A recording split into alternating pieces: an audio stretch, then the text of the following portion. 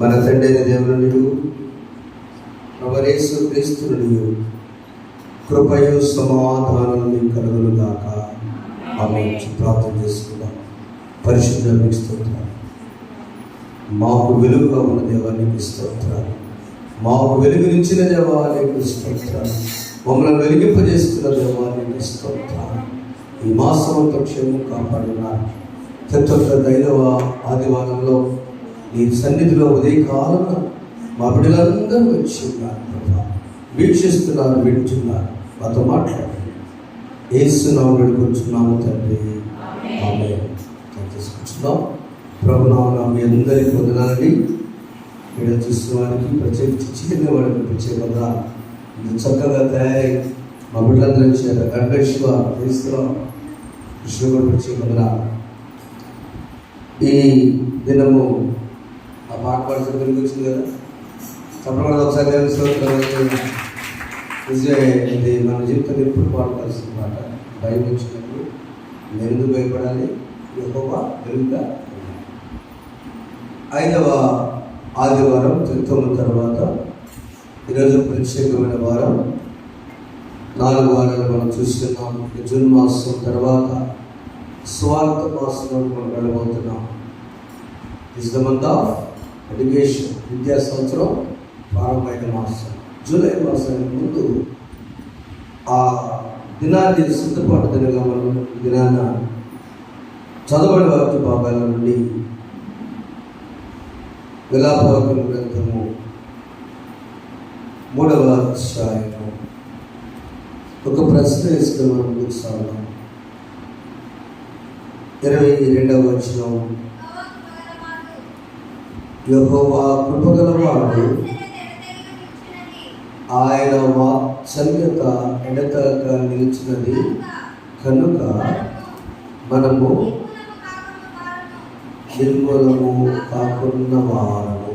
చాలా ఈ వాక్యము నాకు చాలా ఇష్టమైన మాట. నేను అధికముగా నెమరు వేసుకునే మాట. ఎందుకంటే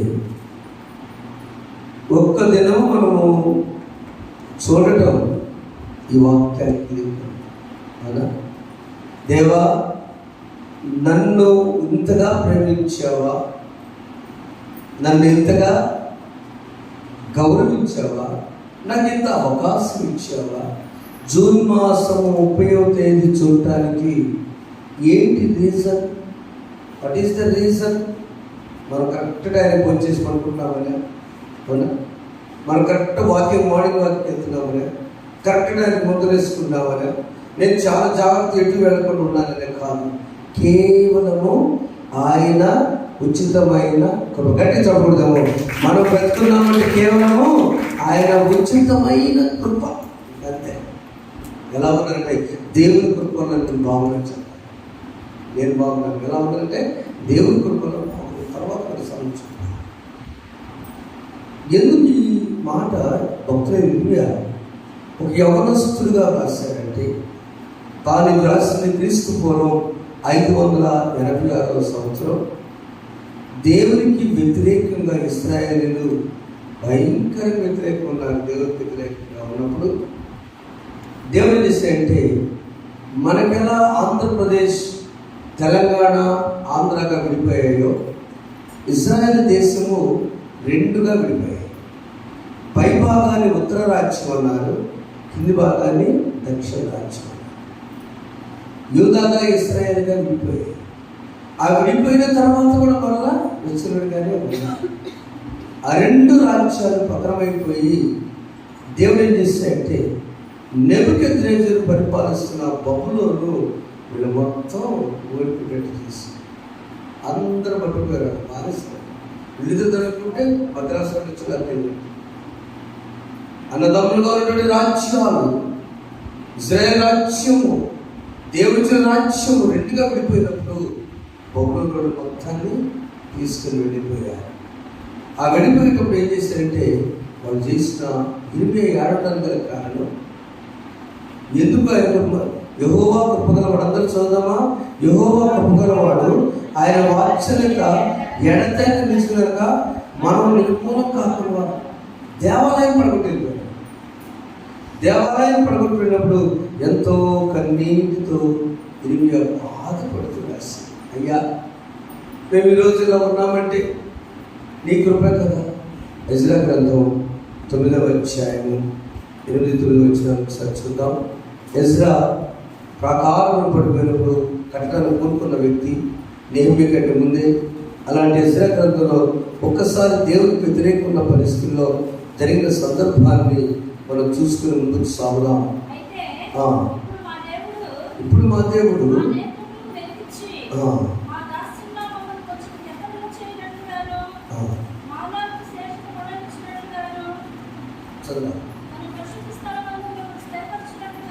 పరిశుద్ధము స్థిరపరచినట్లుగాను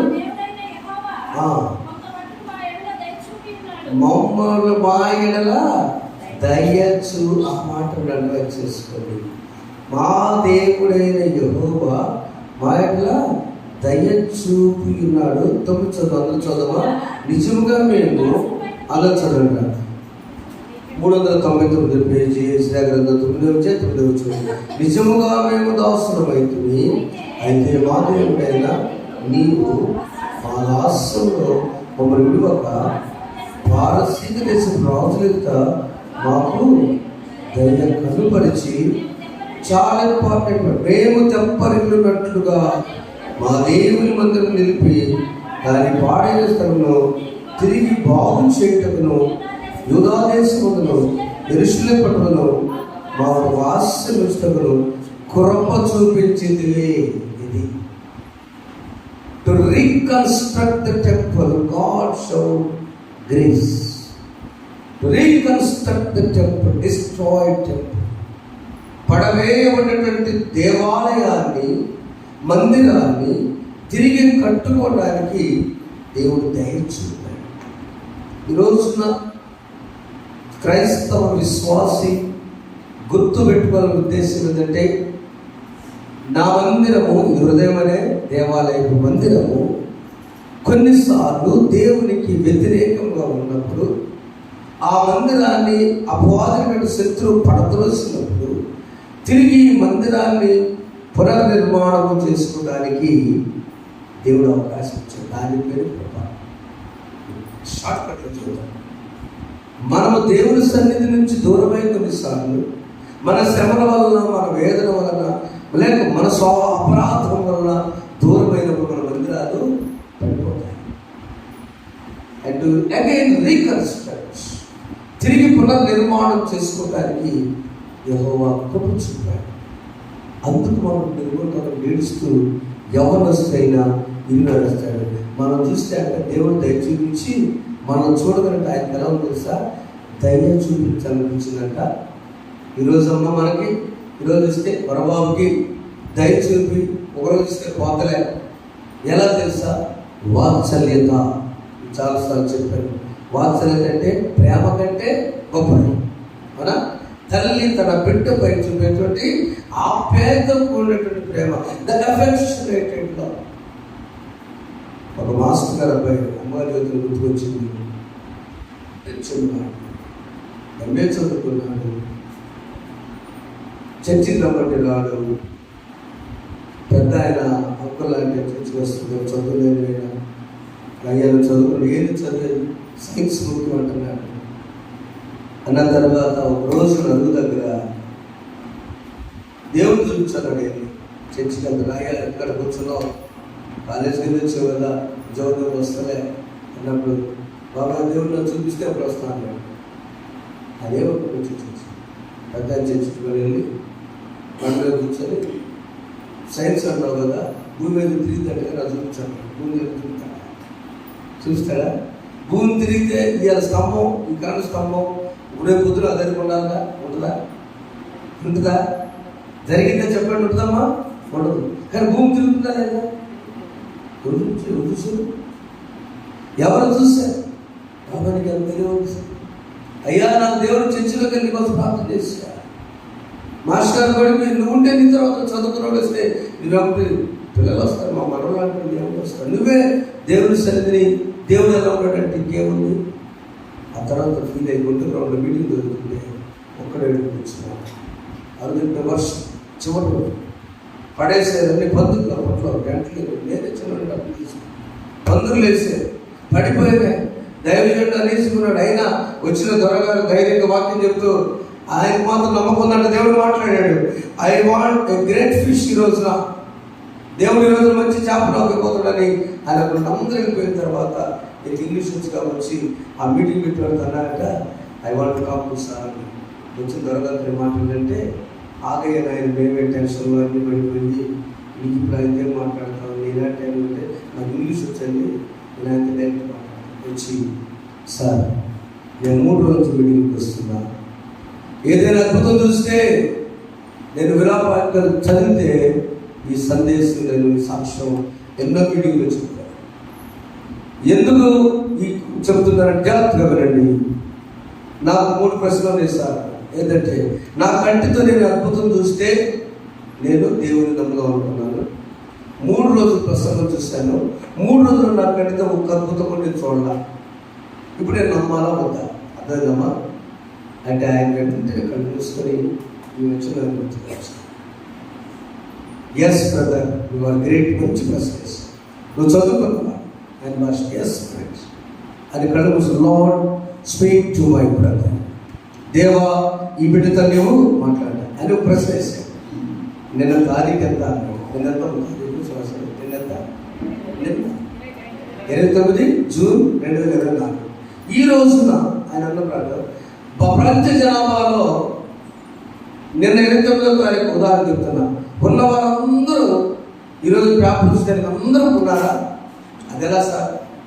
అందరూ ఎట్లుంటారు? ఎవరో ఒకడు దేవుడి దగ్గర ఉంటారు కదా అన్నాడు. ఎస్ కరెక్ట్ ఆన్సర్ అని చెప్పి ఆ అందరిలో కొందరు పైకి వెళ్ళని చూసావా?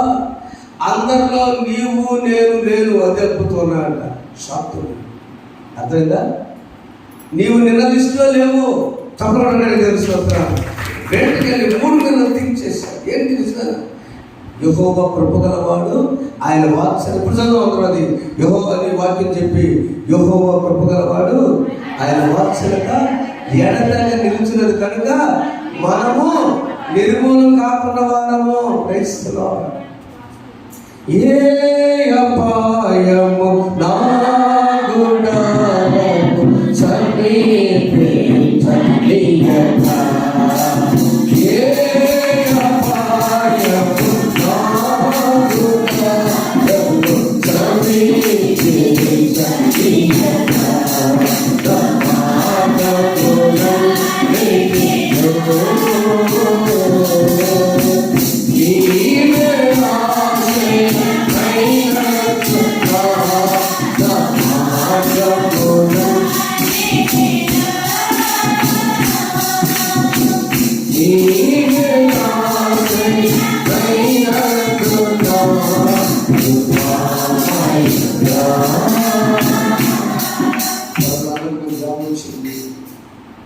ఎక్కడ పడ్డారు వీధుల నుంచి అసలు చెప్తారు.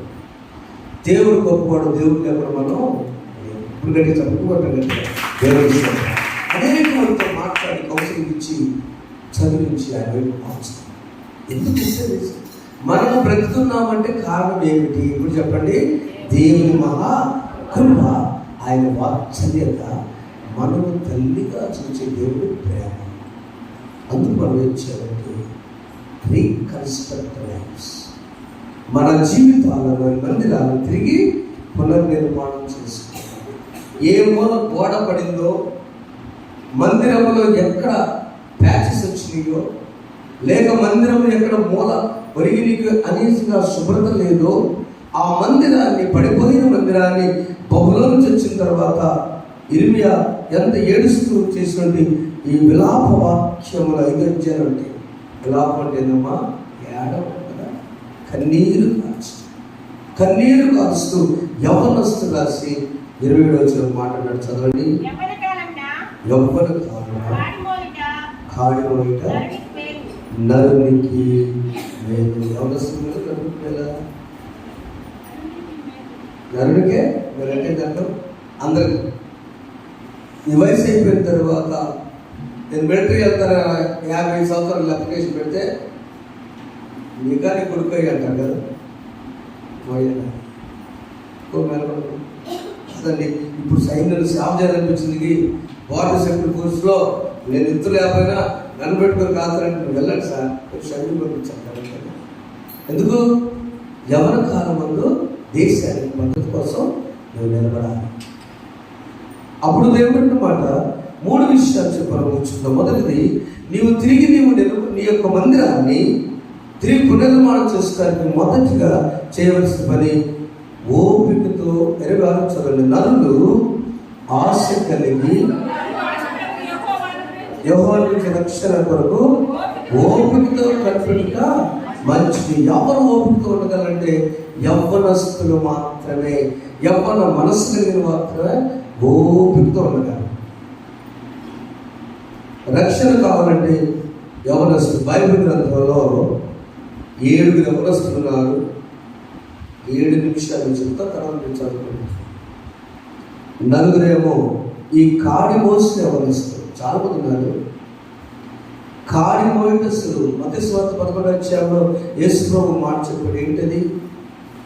మత్తయి సువార్త, ప్రయాసపడి భారం మోయించిన 29:8 సమస్త జనులారా నా ఎదురు రండి, నేను విశ్రాంతి కలిగి చేస్తున్నాను, నేను సాత్వికులను, దీన మనస్కరులను కనుక మీ మీద నా కాడి ఎత్తుకొని నా యొక్క నేర్చుకోండి. చాలు, అదప్పుడు మీకు విశ్రాంతి దొరుకుతాయి. నువ్వు రీకన్స్ట్రక్షన్ చేసుకోవాలంటే మొదటగా చేయవలసింది ఏంటంటే యవ్వన కాలంలో క్యారీ ద క్రాస్. మొట్టమొదటి చేసుకుని క్యారీ ద క్రాస్. అనుదినము క్రాస్ అనే కాడిని వెతుక్కోవాలి. చూడండి, ఈరోజు చదువుకున్న వాక్య భాగము సువార్త పాఠ్య భాగంలో లూకా సువార్త 9వ అధ్యాయంలో ఎవరైనాను నన్ను వెంబడించ మొదటిగా ఆయన చెప్పిన మాట చదవండి.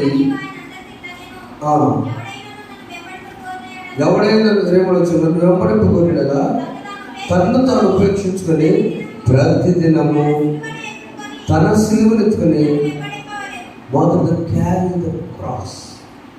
నా ఎవరి బిడ్డలారా, యజమానులారా, ఎవరి సోదరులారా, దేవుని బిడ్డలారా, నీ కుటుంబము తిరిగి పునర్నిర్మాణం జరగాలంటే, నీ జీవితము పునర్నిర్మాణం జరగాలంటే, to reconstruct your self and your family, carry the cross. సిలువను పెట్టి ఒక కాడిని నీవు ఎత్తుకోవాలి. Yoke of cross. ఆ యొక్క సిలువను ఎత్తుకున్నటువంటి వారు బైబిల్లో చాలా మంది ఉన్నారు. ఇర్మియా ఎందుకు అంత ఏడ్చాడని నేను ఆలోచించాను. ఎందుకు ఇర్మియాకి బాధ? చాలా చిన్న వయసు అయిన 24 సంవత్సరాలు అయింది. 24 దేశం నుంచి ఎందుకు ఆలోచిస్తున్నాడు ఆయన అనుకున్నప్పుడు ఏంటంటే, బైబిల్లో వారి పితరులు చాలా మంది ఇలాంటి కన్నీటితో కాడి ఎత్తుకున్నారు. మోషే తన విశ్వాసం విషయంలో కాడిని ఎత్తుకున్నాడు. హెబ్రీ పత్రిక 11వ అధ్యాయం 24వ వచనాన్ని మనం చూసినప్పుడు, హెబ్రీ పత్రిక 11వ అధ్యాయము, మోషే విశ్వాసమును బట్టి ఐగుప్తు ధనం కంటే క్రీస్తు విషయం గొప్ప భాగ్యమని ఎంచుకుని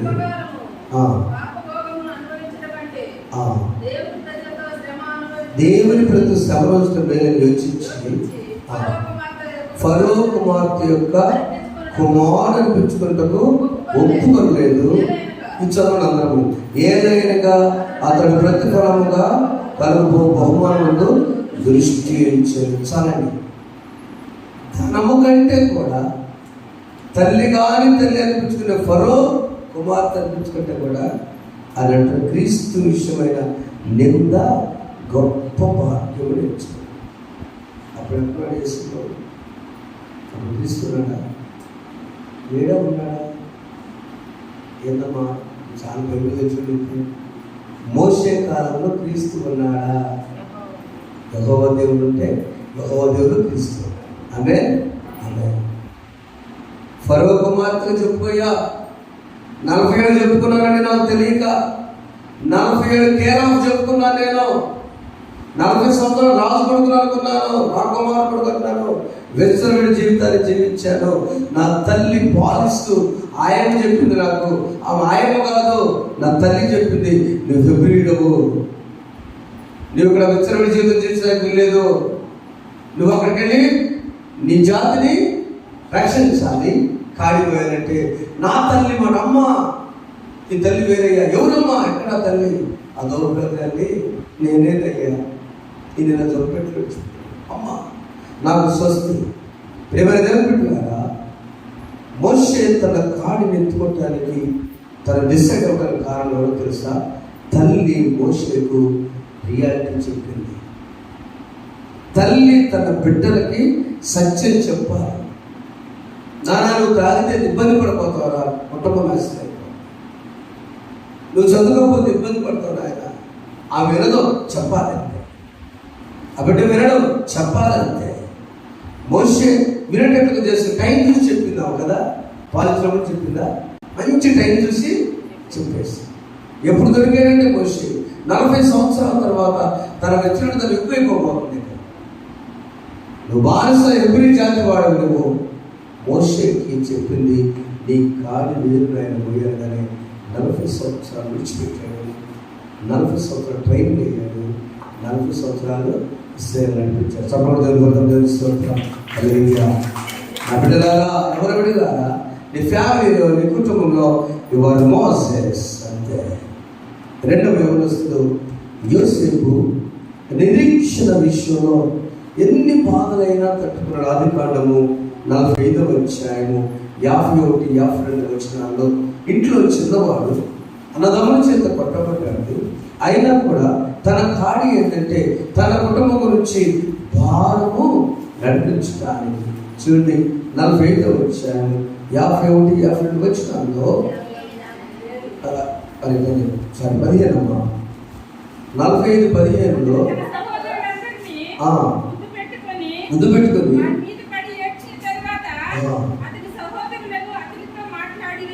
అతని సహోదరులు అతనితో ఏమైంది అక్కడ? ముందు యోసేపే పెద్దోడు మాట్లాడాలా చిన్నోడు మాట్లాడాలా? చెప్పండి. పెద్దోడు మాట్లాడాలా చిన్నోడు మాట్లాడాలి? పెద్దోడు ఏ చిన్నోడు మాట్లాడతారా? మా అన్నీ బాగుండొచ్చుగా. ఏమైంది? యోసేపు ప్రకారం ఎవరు మాట్లాడాలా? యోసేపు ప్రకారం ఎవరు మాట్లాడాలా? చిన్న మాట్లాడాలా? సీటు మాట్లాడాలి? చెప్పండి. యోసేపు ప్రకారం ఎవరు మాట్లాడాలా? చిన్నోళ్ళే మాట్లాడాలి. ఇంకో మాట, తప్పు చేసిన వాడు మాట్లాడతారా? తప్పు చేయని వాడు మాట్లాడతారా? తప్పు చేసిన వాడు పోయి అయ్యా ఎవరికోవాలని సాధించారు. కానీ ఎక్కడ మాట్లాడారు? ఏ తప్పు చేయింది చిన్నవాడు చేశారు. ఏంటి గొప్ప? తనలో ఉన్నటువంటి కాడి, తనలో ఉన్న భారము, తనలో ఉన్నటువంటి వేదన ఒక యవనస్తుడుగా నా అన్నోడు దేవుడు పెద్దవాడు రూపాయలు ఉన్నాయి కొడతంటే చూస్తూ కూర్చున్నాడు అని. యువతి కాలంలో కుటుంబంలో బాధ్యత తీసుకున్న వ్యక్తి తన కాడిని మోసాలనుకుంటే ఎవరితోనైనా సమాధానం పడతాడు, చిన్నైనా పెద్దయినా. తన కాడిని నిరీక్షణ నుండి నవ్వడంతో బాగుండాలనుకున్నాడు, చరిత్రలో మిగిలిపోయాడు. దేవునికి స్తోత్రం. మూడవ వ్యక్తి యోనాతాను. తాను సౌలు కుమారుడు. సమూయేలు మొదటి గ్రంథం 18వ అధ్యాయము 4వ వచనంలో ఆ యోసేపు కుటుంబం తిరిగి పునర్నిర్మాణం జరిగింది. మొదటిగా మోషే తన కుటుంబం పునర్నిర్మాణం జరిగింది, తన జాతి అంతా. మూడవదిగా యోనాతాను. చదువు.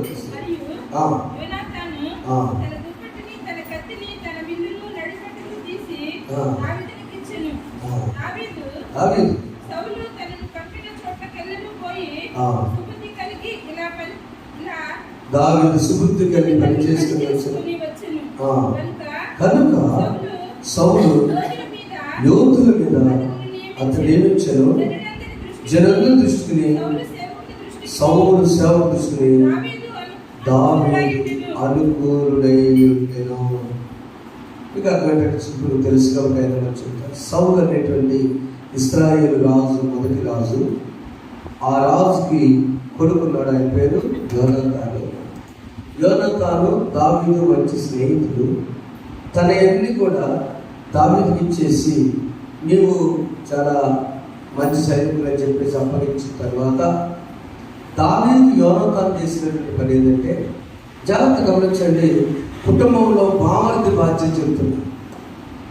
కుటుంబంలో సహోదరుడిగా యోసేపు, నాయకుడిగా మోషే, ఒక బామర్దిగా యోనాతాను చేసిన బాధ్యత ఏంటంటే, మా నాన్నగారు ఒక టైంలో నేను చంపడానికి ఇక్కడ సామాన్యులు ఇచ్చి సౌలు దృష్టి దావీదు మంచి చెప్పాడు. ఆ తర్వాత సంఘటన ఏంటంటే, ఒకానొక సమయంలో సౌలు దావీదుని జయగొడతారనేది జనమంతా నాకు పట్టుకుంటని చెప్పేసి జయగొడతారని అసలు వచ్చి సౌలు దావీదు పైన ఒక కక్ష బండి చంపడానికి ప్రయత్నం చేస్తున్నాడని యోనాతాను తెలుసుకుని బావగారు తప్పించి వేసి మా నాన్న మీద అటాక్ ఇవ్వబోతున్నాడు, జాగ్రత్త అని తప్పించేసి తప్పించినందుకు దావీదు అతను యోనాతాను చెప్పాడు.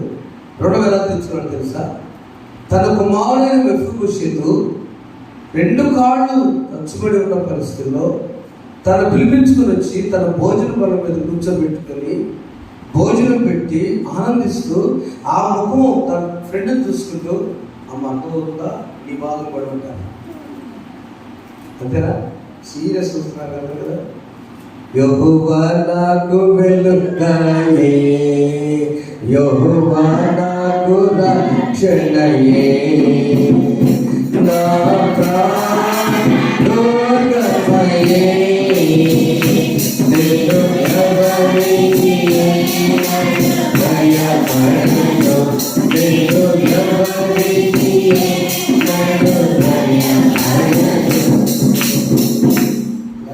జైపడలేదు. టీవీలో అందరూ బాగున్నారమ్మా అంటారు, అడుగులు లేపలేదు. అంతే కదా. ఎవరు వింటారు కానీ ఎవరుంటారు షూటింగ్లో, స్టూడియోలో ఎవరు? నేను ఫస్ట్ టైం టీవీ మెసేజ్ ఇచ్చినప్పుడు నాకేమో అర్థం కాదు. జనం ఉన్నట్టు చెప్పాలి కదా, చాలా ఊహించుకొని చెప్పాలి. కొత్త నాకు అంత అలవాటు. తర్వాత సిటీకి వెళ్ళి మనం చేసే కదండి, ఆ చేసినప్పుడు అలానే మీరందరూ ఆ వీడియో సంగతి మీ సంగతి చూసుకోవాలి. ఎప్పుడైతే యోనాతాను బాధ్యత తీసుకున్నాడు, నా కుటుంబం బాగుందా, నా సహోదరి కుటుంబం బాగుందా, నా బావగారు బాగుందా, కాడి మోసే బాధ్యత తీసుకుని తను తప్పించాడు దావీదుని. దావీదు తను రుణించుకుంటే నా బావగారు యోనాతాను కుమారుడు మెఫీబోషెతు తీసుకొచ్చి సింహాసనం కూర్చోబెట్టి భోజనం పెట్టి ఒక ప్రాంతం మొత్తం బ్రతికినంత కాలము ఈ పొలం మొత్తం కోదంతా కూడా నా స్నేహితుడు కాదు, ముందు స్నేహితుడు, తర్వాత బావగారైనటువంటి యోనాతాను నుండి దక్కులుగాక. ఆమె చెప్పండి, ఆమె. నీ కుటుంబంలో నీ ఒక్క మేలు చేసినా కూడా బాధ్యతని కాడి తీసుకొని చేసినప్పుడు దేవుడిని విడిచిపెట్టడో, నీ బిడ్డలు విడిచిపెట్టడో. రీకన్స్ట్రక్ట్ అవర్ ఫ్యామిలీ తరతరాలు. నీవు కాడి పోయటాన్ని నిర్ణయిస్తే నీకు కాదు, నీ పిల్లలకు కూడా అది ఆశీర్వాదకరమైన. 4వ వ్యక్తి దానియేలు. ఎన్నో శ్రమను ఎదుర్కొని జీవోత్సవంతో విధేయత ద్వారా దానియేలు గ్రంథం 1వ అధ్యాయం 4వ వచనంలో ఆయన జయానికి సాదృశ్యం విధేయత. యూదుల నుండి దానియేలు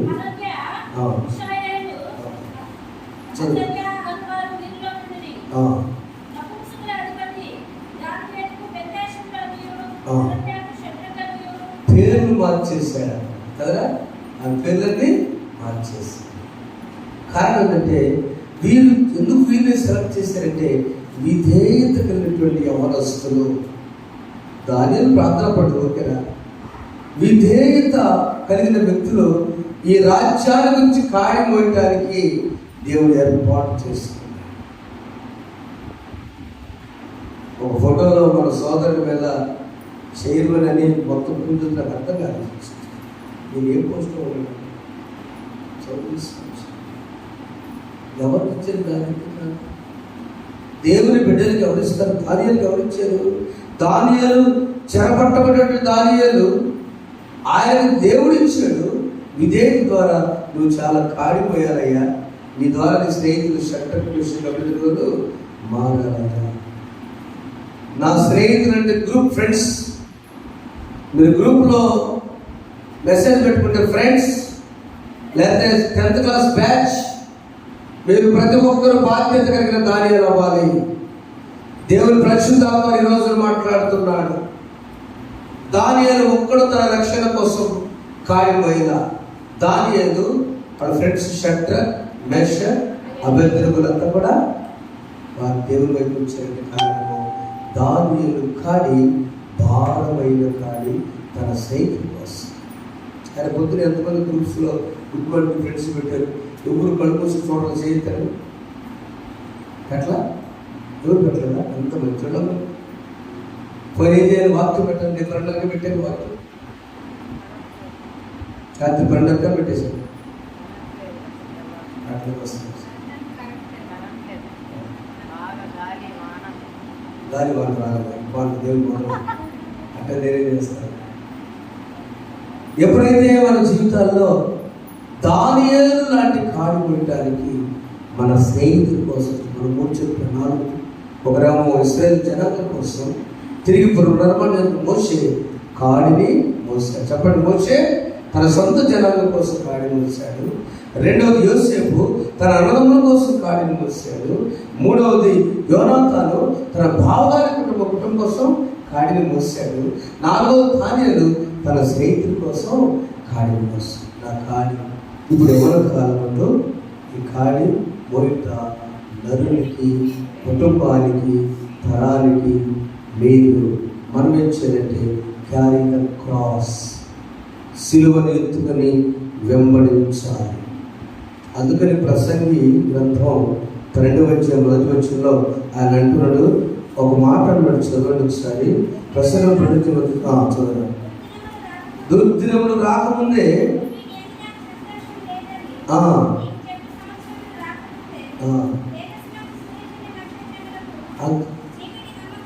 చీకటి కమ్మకుంటే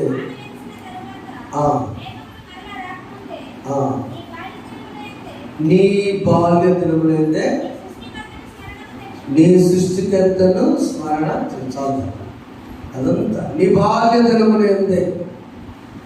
మన స్కూల్కి పిల్లల్ని పంపిస్తాం, 14 ఏళ్ళకి పంపిస్తామా?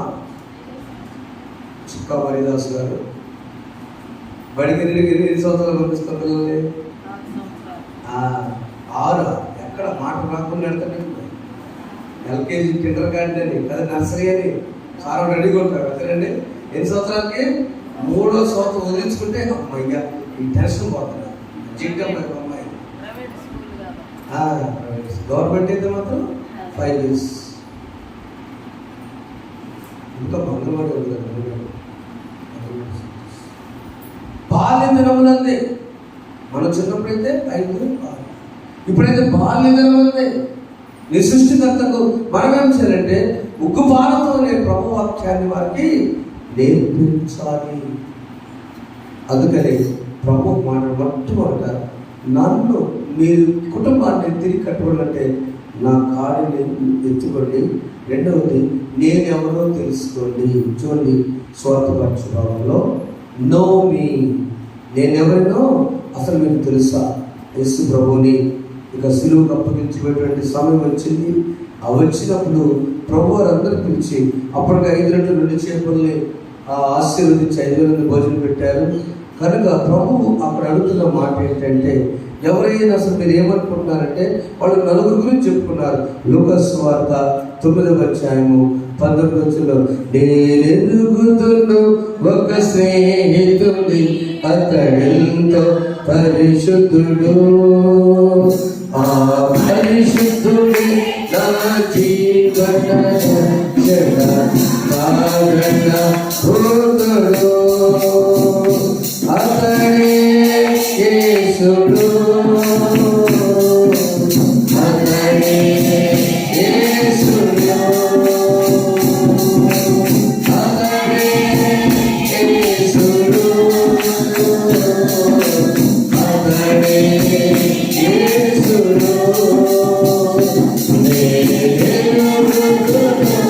ఒక స్నేహితుడి అతడెంతో పరిశుద్ధుడు, ఆ పరిశుద్ధుడే నా జీవన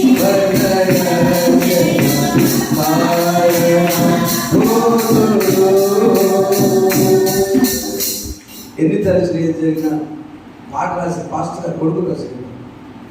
మద్రాసు వెళ్ళిపోయారు మొదటి నుంచి, అందుకే ఆ పాటలు ఆరిపోయిన గురించి రాసిన పాట, మధువీణ చేశాడు అన్నోడు రాసిన పాట అంటే మాకు నేర్పారు.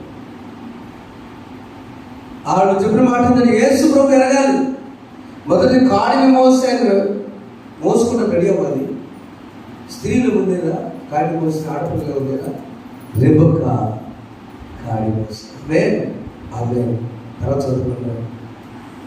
రెండవ రూతు అత్త భావం తీసుకొని కాడి మోస్తున్నది.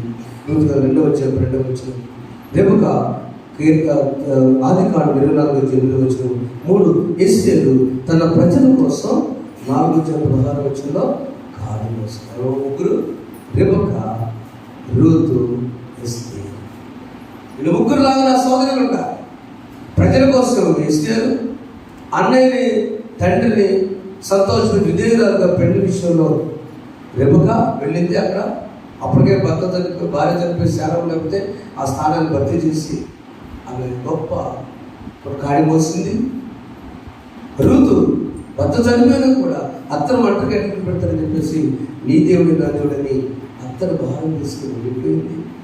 ఎంత గొప్ప చదవకండి ఎందుకంటే ఎక్కడ ఉంటాయి తీసుకుంటున్నారు. అలాంటి యవన కాలం ముందు కాడి మోసినట్టు నా బిడ్డలు కుమార్తెలారా వారిని మోడగా తీసుకున్నాం.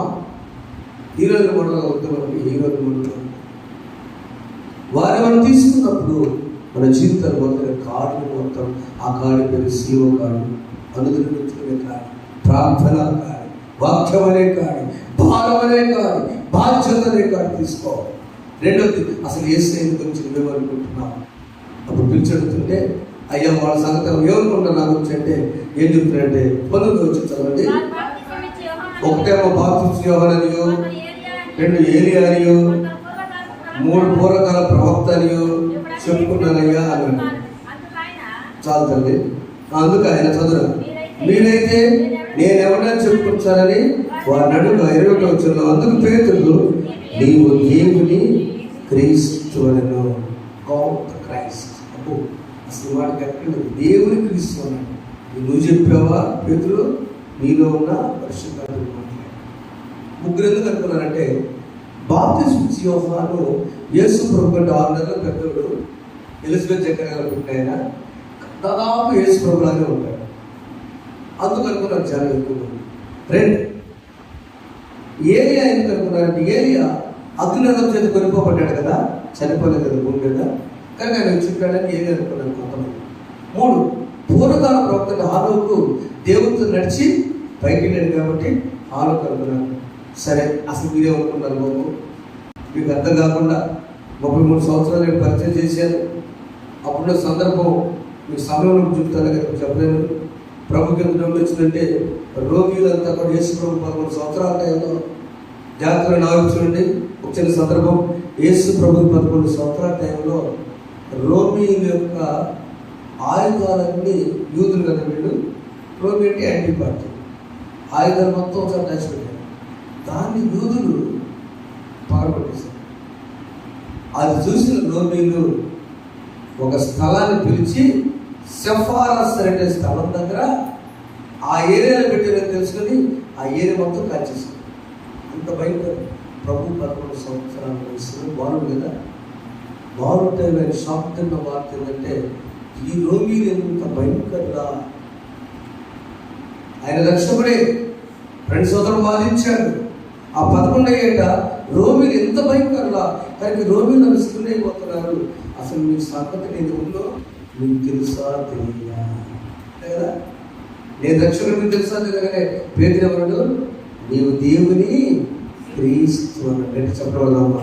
ఈరోజు మనం కూడా యేసు ప్రభు మనకు తెలుసా తెలీదా, యేసు రక్షకుడు, యేసు నా విమోచకుడు, యేసు నా అన్న, యేసు నా సోదరుడు, నా తండ్రి, నా తల్లి, మనం ఏం చెప్పుకుంటే ఆయన నా స్నేహితుడు జీసస్. ఏంటి మనకు తెలుసా తెలియదంటే ఎలా తెలుసుకోవాలనుకుంటా, మొదట కాడిని వేయాలి, రెండు యేసు ఎవరో తెలియాలి. చివరిగా వచ్చారంటే శ్రమలను అనుభవించినట్టు సిద్ధపడదు, ప్రిపేర్ యో క్యారీ ద క్రాస్. నెంబర్ 2, ఉన్నటువంటి దాని నో జీసస్, యేసు తెలియాలి. మూడవది శ్రమలను అపస్కరించడం అనుభవించాను. ఈరోజు చెప్పిన మాట 5వ వచనం ఒక్క మాట, వారందరూ కొనిపెట్టి బాధిస్తున్నప్పుడు ఆ రోజున ఆ 35 సంవత్సరాలు ఆయన్ని స్వస్థపరిచినందుకు వాడు వేధిస్తూనే ఉన్నారు. యజ్ఞనైతే ఉంటా ఉంటే వచ్చినప్పుడు అయితే అక్కడ పిలిపించినందుకు ప్రతిదినం కూడా దేవాలయంలో వారు ఏం చేస్తున్నారంటే భయపడకుండా శ్రమలన్నీ కూడా బాధపడుతూ వారి 100 మంది పైగా వచ్చి తీసుకొస్తే వాళ్ళు ఏం చేస్తారంటే తిరుగుబాటు చేసినప్పుడు, అయ్యా చూడండి ఒక్కసారి 5వ అధ్యాయం 42వ వచ్చి చదువున్నాను. ప్రతిదినము దేవాలయంలో ఇంటిటను మానక బోధించు యేసే క్రీస్తుని ప్రకటించారు. ఎందుకంటే కొడతానికి వస్తే, చంపడానికి వస్తే గమనీయులైన ఒక ఆయన లేచి సభలో 34వ వచనంలో సమస్త ప్రజలకు అంత పొందినవాడు ధర్మశాస్త్రములను గమనీయులను పరిచయం మహాసభ లేచి ఈ మనుషులు కొంతసేపు కూర్చుని ఆజ్ఞ ఇచ్చాను, పట్టబాగండి చంపాకండి ఆదుకున్నాడు. గమనీయులు పంచాయతీలు ఆదుకోవాలి, పెద్దలు నీ కుటుంబంలో ఆదుకోవాలి. అత్తగారు నీ కొడుకు కొడుతుంటే బాగా కొట్టారు, కామా ఊరుకోరా అంటుంది పక్కన వాళ్ళు నైవేద్యం. అప్పుడు దాకా ఏం చేశా, నువ్వే పొల్లేసావు దేవుడి దగ్గర, ఆ పొలం మండింది, ఏమన్నా ఏడకి వెళ్తామా అయినట్టారు. నాకేం తెలుసా ఏడ పొద్దున పోయింది సార్, ఆమె మీద కూర్చుని ప్రార్థన అదే చెప్పారు. నాకు చెప్పించుకోండి, నేను చెబుతా అనుకున్నాను, అయ్యా నువ్వే మొత్తం చూస్తున్నావు, పగైందంటే పోరాయి అనుకుంటా, పోరాయి ఏం తెలుసు సత్యం. గమనించండి, గమనీయులు తనకున్న మనస్సు, వయసులో పెద్దవారు నీ ముందు ఏదైనా జరుగుతుంటే వారు కొట్టబోయి చంపబోతున్న టైంలో గమనీయులు అడ్డుపడ్డాడు. చంపబడ్డ గమనీయులు ఒకసారి యూదుల అధికారి అడ్డుపడ సమాధానం. అదే నిజమైన కాదు. నా ప్రియమైన యేసు ప్రభువును తను తాను తగ్గించుకొని నా కుటుంబం తిరిగి పునర్నిర్మాణం జరగాలి, నా కుటుంబం ఆశీర్వదించబడాలి, జూలై మాసంలో ఆనందంగా ఉండాలి అని కూడా ప్రతి క్రైస్తవునికి ఈరోజు ప్రభు అన్నాడు, నీ కార్యేంటో తెలుసుకో. యవనస్తువా లేక కుటుంబ యజమానువా, నీ భారం ఏమిటో తెలుసుకో. నువ్వు మోస్తుంటూ ప్రక్కన నువ్వు కూడా కాదు, యేసు ప్రభు వచ్చాక నీ కాడికి మోస్తాడు. ఆమేన్. రెండవది, ఆయన్ని నువ్వు చూడు, ఆ యొక్క పరిస్థితిలో దేవుని బిడ్డగా నీవేం చేయాలంటే ప్రతి నిమిషము కూడా ప్రభువుతో అనుదినము ప్రార్థన ద్వారా ముందుకెళ్ళాలి. చివరిగా శ్రమలను అనుభవించాలి. అప్పుడు దేవుడు గొప్ప కార్యాలు, ఆశ్చర్య కార్యాలు జరిగిస్తాడు. శ్రమలు 119:71 వచ్చిన ఒకసారి చూడండి. శ్రమ పడుట మనిషికి మేలు. శ్రమనందుంటే నాకు మేలాయను అనుకున్నారా? కొంచెం బాధగా ఉన్నామా? ఆర్థిక పరంగా, పనుల విషయంలో, వ్యవసాయ విషయంలో, ఉద్యోగాల విషయంలో ఏంటనుకున్నానో అనుకోండి. నువ్వు శ్రమను కొద్ది కాలం సంపొందుట మేలు. ఎందుకంటే ఆ మేలు అంటే ఫాతిమా అంటారు గ్రీకులో. శ్రమ అంటే అంతర్గత బాధ, నీ అంతర్గత బాధని దేవుడు చూచి తొలగించుగాక. ఆమేన్. నువ్వు మాత్రము అనుదినము నేను ఆయన కృపలో బ్రతుకున్నాను, ఆయన వాత్సల్యతలో ఉన్నాను కనుక నేను కాడి ఎత్తుకొని ముందుకెళ్తా. రెండవదిగా నువ్వు క్యారీ ద క్రాస్. దాంతో పాటుగా దేవుని బిడ్డగా ఆయన ఎరగాలి, నా వేసే నాకు తెలుసని నువ్వు ప్రతిరోజు ఆయన్ని వాక్యం ద్వారా ఆయనతో మాట్లాడాలి. మూడవది, ఒకవేళ శ్రమలు వచ్చిన పేతురులో అనగా ఆయన గమనే లాంటి వాళ్ళు వచ్చి నువ్వు సహాయం చేస్తారు. ఆమె తల వచ్చని లేచండి. తను అనిపించే పరిశుద్ధాత్మ దేవుడు మనకు సహాయం చేయరాగా మన కుటుంబాలు తిరిగి కట్టుకుందాం, మన సంఘాలు తిరిగి కట్టుకుందాం, మన దేవాలయం తిరిగి, ఈ హృదయమైన దేవాలయం తిరిగి కట్టుకుందాం. దేవుడు ఖచ్చితంగా పట్టుకుంటాడు. మనం చేతితో పట్టుకుని ఆయనే సిలువను మోసికొని సువార్తను చెప్పటి. అందరూ పడి సిలువను మోసికొని అమ్మని ప్రార్థన చేస్తారు. సువార్తను చెప్పటి యేసుని వెంబడిపా ఎంత భాగ్యముని చితివి యేసుని వెంబడిపా ఎంత భాగ్యముని చితివి స్తోత్రం చెల్లింతుము స్తుతి స్తోత్రం చెల్లింతుము. ఆశీర్వదించబడదాం, తిరిగి కట్టుకుందాం. Carry the cross, follow Jesus. సిలువను ఎత్తుకుందాం, ఈ సిలువను ఎత్తుదాం, ఆయన ఎరుగుదాం. శ్రమలైనా గమనిలాగా చదువుకునే వారు ఉంటారు, ప్రభువే వస్తారు. భయపడవద్దు. సమాజపరమైన మోసి దాని గాడి మోసాడు కదా, కుటుంబం కోసం, అన్నదమ్ముల కోసం యోసేపు గాడి మోసాడు కదా, ప్రార్థనాపరుడు దానియేలు తన స్నేహితుడి కోసం మోసాడు కదా, బావగారి కోసం యోనాతాను గాడి మోసాడు కదా, అత్త కోసం వృత్తి మోసింది కదా, అన్నదమ్ముల కోసం మాట నుంచి వివాహం రెబకా మోసింది కదా కాడి. అయ్యో ఎస్తేరు ప్రజల కోసం మోస్తుంది, నీవు నేను ఏ కాడి మోస్తుంది అని ready to carry the yoke. ఆ కాడి సులువేనమ్మా. ప్రభుతో ప్రార్థన చేసుకోండి, వాక్యం చదువుకోండి, ప్రభుత్వం వెంబడించండి, ప్రార్థన చేసుకోండి. అందరూ ప్రార్థన చేసుకోండి.